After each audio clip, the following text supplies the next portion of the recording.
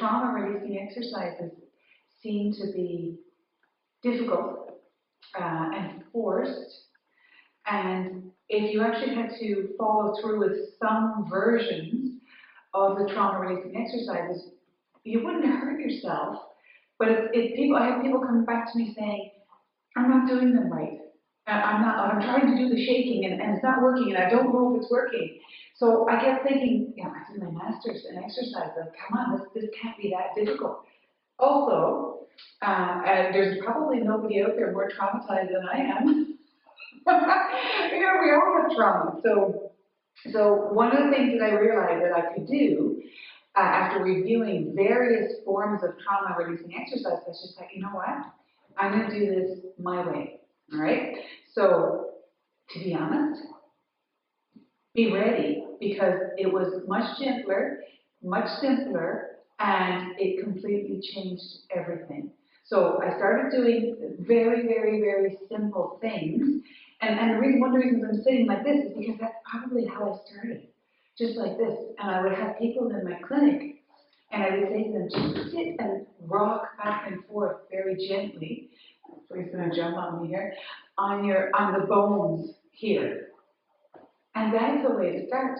Trauma releasing exercises. Just to sit, hold your hands if you need to, hold your knees together, whatever you need to do, but don't force anything.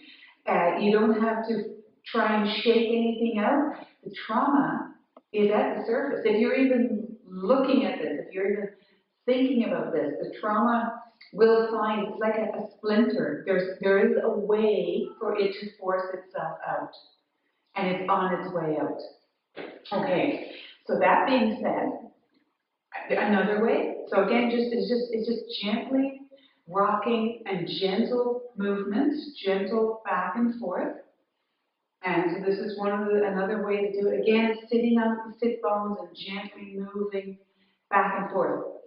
And then it'll beg the question, how many times? Doesn't matter.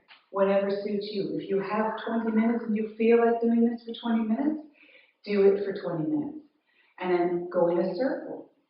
Here we are. And you know what? I didn't even think about that. My body just automatically went shift to another position or shift to doing something else.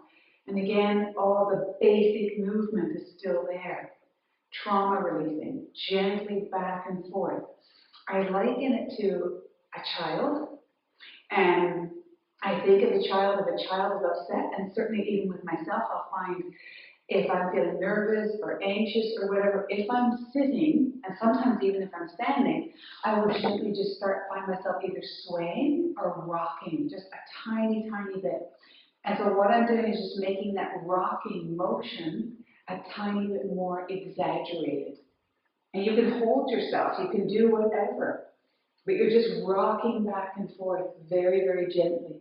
And sitting or rocking. So just to find a way to rock on your feet and rock back and forth, but again, really, really gentle. It's not about hurting yourself, it's not about force, and that's what I found that wasn't agreeable with me. Maybe it suits some people, so knock yourself out if it suits you to try and force things.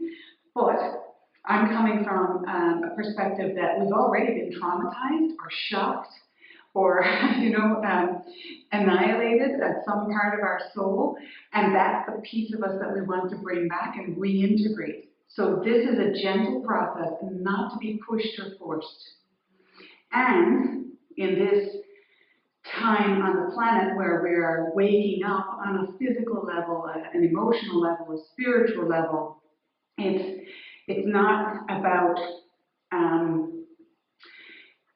re-traumatizing or forcing yourself, those pieces of you back together. It's allowing them, it's finding them, and allowing whatever's been pushed down inside of you to come back up by whatever means necessary, but obviously those means need to be gentle so that we're not fragmenting the traumatized part of ourselves. So it's basically any movement that rocks back and forth. This is a physical process. This is a physical awakening. If you want to deal with trauma on a psychological level, get therapy. This is dealing with trauma on a physical level, one way of doing it. There's probably a million.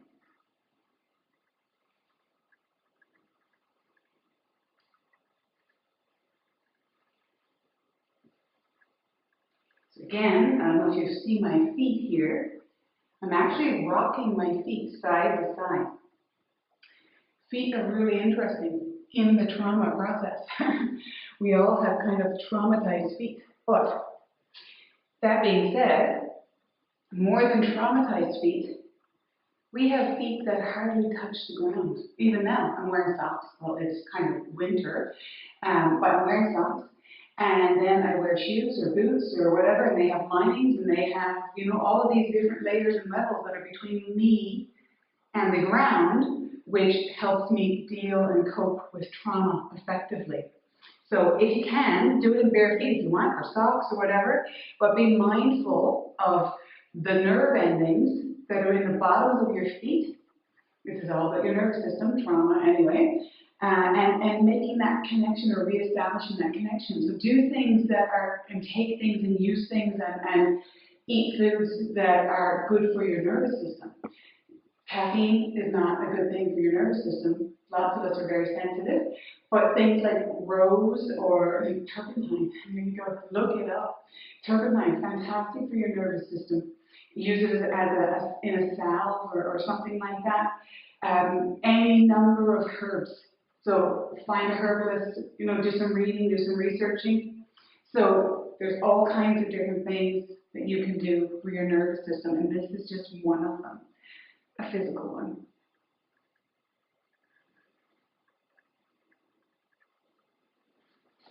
I'm going to sit down again.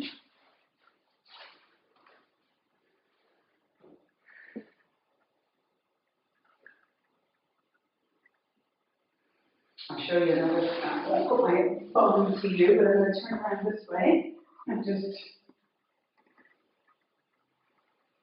rock back and forth. And again, you can get all fancy. You can straighten your toes. You can tuck things in, or you can just be really loose and limber and just let yourself rock. You can rock fast. You can rock slow. I tend to just do something a little bit differently every day.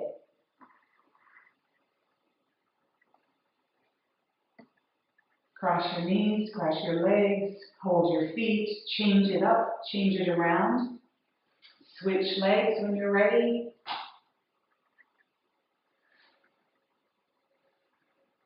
It's all about releasing or getting your body in a position to release. And keep breathing. Don't hold your breath.